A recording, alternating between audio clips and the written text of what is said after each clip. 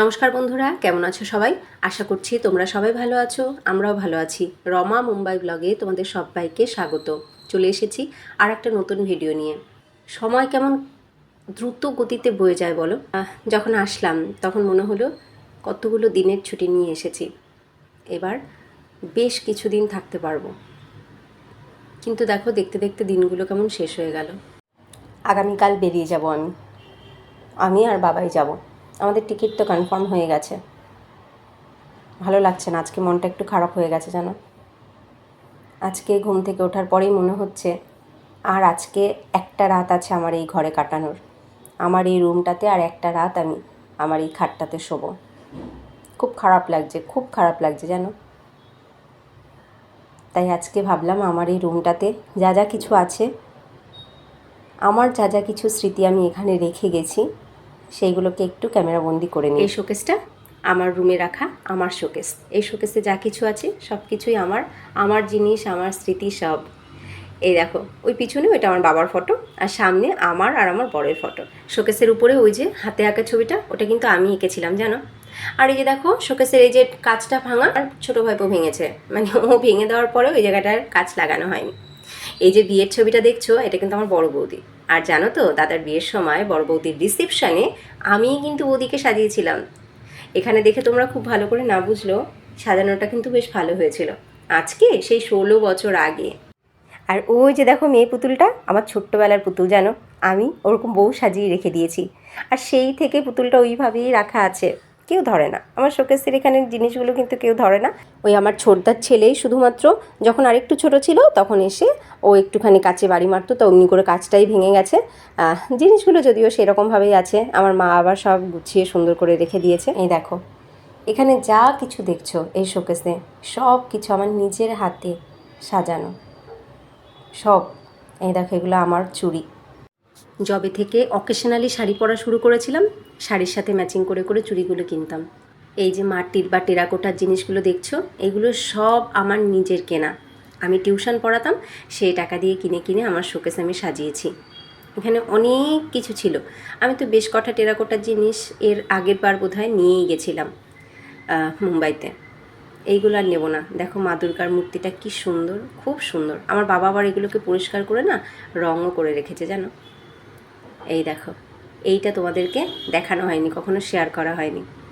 এটা আমি পরে এক সময় খুব ভালোভাবে তোমাদেরকে দেখাবো। এই দেখো, এইটা হচ্ছে আমাদের বিয়ের কার্ড। এইটা যদিও আমার শ্বশুরবাড়ির বিয়ের কার্ড, আমার বাপের বাড়ির বিয়ের কার্ডটা না খুঁজে পাচ্ছি না, কোথায় যে রেখেছে মা। প্রচুর কার্ড ছিল। এইটা আমার রুম। মোটামুটি সব কিছু গুছিয়ে নিয়েছি জানো। আজকে মনটা খুব খারাপ, খুব খারাপ। বিছানা ছেড়ে যখন উঠেছি ঘুম থেকে তখন থেকেই মনটা খুব খারাপ লাগছে। এই দেখো, এটা আমার নিজের বানানো। এটা কিন্তু ফেব্রিক কালার দিয়ে করা, ছবিটা এঁকে ফেব্রিক কালার দিয়ে করেছিলাম। ঘরটা আরও কত সুন্দর করে সাজানো ছিল। এই 12 বছরে সেগুলো কিছুই আর নেই। আমি আসি অতীতের মতন, কটা দিন থাকি তারপরে চলে যাই। ঘরটা ঘরের মতন পড়েই থাকে। এটা আমার মেজদার রুম, আর এই পাশেই হচ্ছে এটা বড়দার রুম। এই উপরে 3টে রুম, তা আমার রুম এবং বড়দার রুম ফাঁকাই থাকে। বড়দার রুমটাতে কেউ আসা যাওয়া করেই না, আর আমার রুমটাতে তবুও আসা যাওয়া হয়, যেহেতু মা ঠাকুর এনেছিল। তো ঠাকুর এখন আমাদের নিচে শিফট করা হয়ে গেছে। এই মুহূর্তে আমার রুমে আর ঠাকুর নেই, কিন্তু আমার রুমে তবুও ছোটো বৌদি ছোটদা ওরা সবাই আসা যাওয়া করে। আর নিচে মা বাবার রুম, ছোটদার রুম, এছাড়া কিচেন, বাথরুম টাথরুম সব রয়েছে। উপরেও বাথরুম রয়েছে, তার সাথে রয়েছে এই দেখো একটা খোলা ছাদ, আর উপরে রয়েছে দোতলার ছাদ, যে ছাদে বাবা আমার চাষ করে। আর এই ছাদটায় শুধু জামা কাপড় মেলা হয়। আজকে শোকেসের শাড়িগুলোকে বার করলাম, মানে আমার এই শোকেসে আমার বেশ কিছু শাড়ি রাখা ছিল। এই দেখো বেনারসিটাও রাখা ছিল, তো বেনারসিটাকে বার করে একটু রোদে দিলাম। ভাবলাম শাড়িগুলো তো নিয়ে যাব না, কিন্তু এগুলো এরকমভাবে পরে থাকলে খারাপ হয়ে যাবে, তা আজকে একটু ভালো করে রোদে দিলাম। আজকে যেহেতু প্যাকিং স্টার্টই করে দিয়েছিলাম, একটু একটু করে কী নেবো না সেগুলো গোছাচ্ছিলাম, তো এইগুলো নেবো না বলে এগুলোও রোদে দিলাম। এই যে আমার বরের একটা শেরওয়ানি রয়েছে, ভালো করে একটু রোদে দিয়ে আবার ঝেড়ে ভাঁজ করে রেখে দিলে অনেক দিন পর্যন্ত আবার খুব ভালো থাকবে। আমার শাড়িটার পাশে দেখছো আমার বরের দুটো ধুতি রয়েছে, বিয়ের ধুতি, একটা আমাদের বাড়ি থেকে একটা ওদের বাড়ি থেকে, ওই দুটোকে রোদে দিলাম। এই যে এখানে আমার দুটো আর মায়ের দুটো শাড়ি আছে, এই শাড়িগুলোকে রোদ খাইয়ে নিয়ে এসেছি। মায়ের শাড়ি দুটো ভাঁজ করা হয়ে গেছে, আর এই যে আমার এই শাড়িটাকেও ভাঁজ করা হয়ে গেছে। এই যে এই শাড়িটা ওই যে অন্নপ্রাশনে পরে গেছিলাম সেই শাড়িটা ভাঁজ করে রাখলাম। এখন এই আর একটা পরে আছে, ওটাকেও ভালো করে ভাঁজ করে রাখবো। আমার এই হয়, বাড়ি আসি শাড়িগুলোকে বার করে রোদ খাইয়ে আবার ভাঁজ টাজ করে রেখে দিই। সব শাড়ি কি আর নিয়ে যাওয়া সম্ভব? আর নিয়ে গিয়েই বা এত শাড়ি আমি পরবো কোথায়? ওখানেও তো প্রচুর শাড়ি রাখা রয়েছে, তো এইগুলো আর নেবো না। বেনারসিটাকে ভাঁজ করেছি, এবার ওই শাড়িটাকেও ভাঁজ করব। আর আমার বরের ধুতি দুটো ভাবছি নিয়ে যাব, নিয়ে গেলে ঘরে কোনো পুজো পার্বণে ও পরতে পারবে, তাই না বলো? এদিকে এই দেখো মার ব্রেকফাস্ট অলমোস্ট রেডি। এই যে হয়েছে আলুর তরকারি আর তার সাথে পরোটা। এই যে পরোটা ভাজছে আর আলুর তরকারি। ওনার নাতিরা পরোটা খুব ভালো খায়, আমার ছেলেও, আমার বড়দার ছেলে, ওরা খুব পরোটা ভালো খায়, তাই আজকে নাতিদের পছন্দে পরোটা তৈরি করছে মা। আর কি গরম বলো, এই গরমটা একটু কমলে ভালো হয়। এই যে এবার নিয়ে বসে পড়েছি। কালকের একটুখানি সেই ছোলার ডাল ছিল, আমি একটু ছোলার ডাল নিলাম, তার সাথে নিলাম পরোটা। এই যে আমি বড় বৌদি খেতে বসেছি, এই যে খাচ্ছি আমরা। এই দেখো এই হচ্ছে আমার বড়দার মেয়ে আর এই হচ্ছে আমার কাকাতো বোনের মেয়ে। পা নিচে রাখো, নিচে রাখো, হ্যাঁ এই তো কি লম্বা কি লম্বা।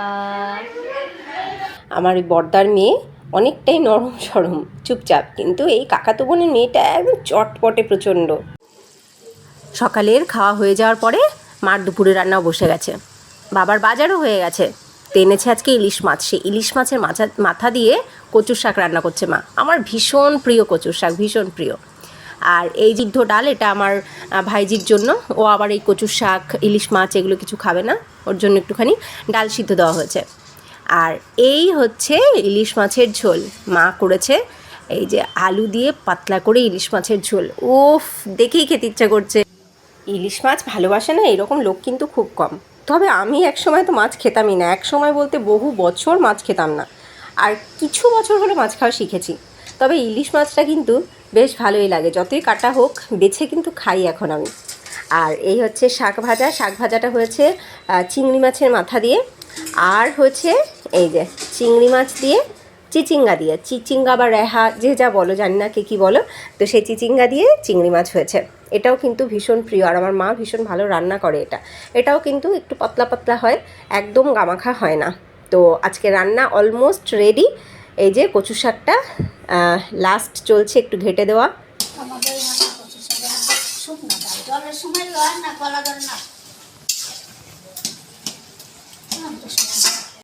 ইলিশ মাছের মাথা দিয়ে কচুর শাক, এই যে মার হাতের, এই যে খেয়ে যাব, আর কবে খাবো কে জানে। আমরা এবার খেতে বসে যাচ্ছি।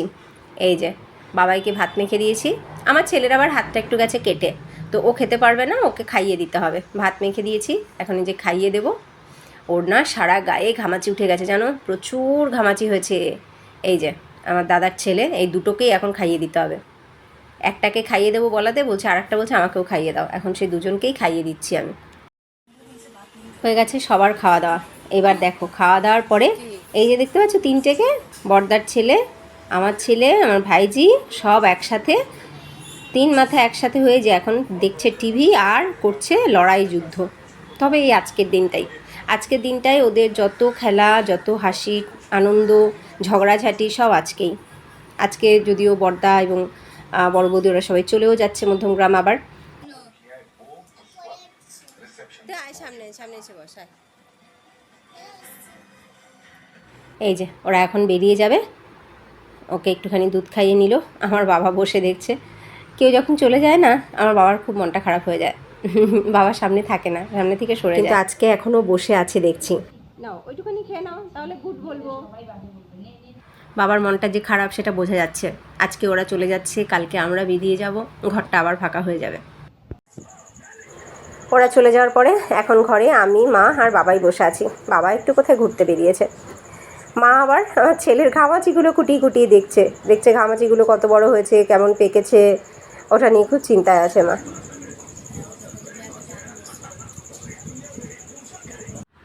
এই তো সেদিন আসলাম, দেখতে দেখতে সময়টা কেমন যেন কেটে গেল বলো। এখন মনে হচ্ছে কই মার সাথে বসে তো একটু গল্প করা হলোই না। কোথায় বসলাম মার সাথে একটু? মা সারাদিন কাজে ব্যস্ত, আমি একাকী ওকাকির ঘরে কথা বলতে বলতে, আর এই বাচ্চাগুলোকে সামলাতে সামলাতেই বোধহয় সময় চলে গেল।